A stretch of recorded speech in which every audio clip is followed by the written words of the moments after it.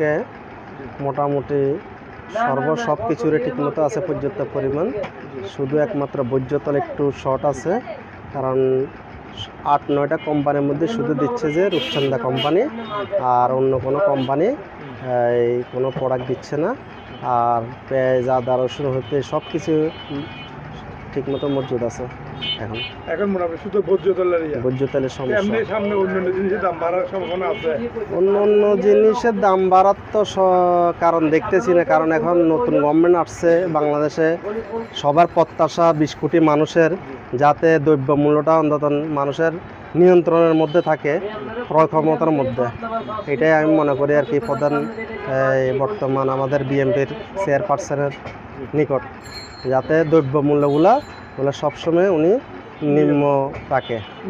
ইনশাআল্লাহ আগামী এই রমজানের মধ্যে মানুষের কোনো সংকট হবে না, দাম বাড়ানোর সুযোগ নেই।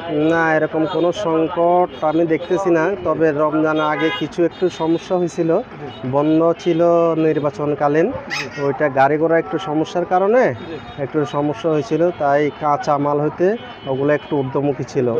আস্তে আস্তে এগুলা নিয়ন্ত্রণে চলে আসবে আশা করি।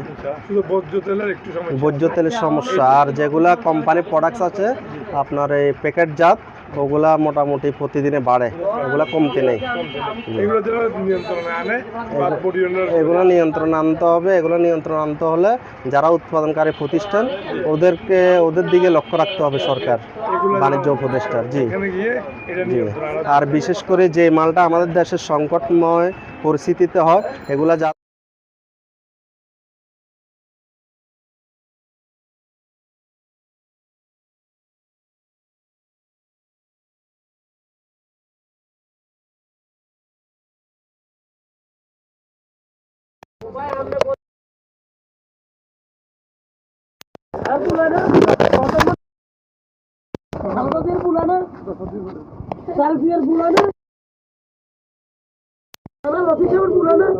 পুরানা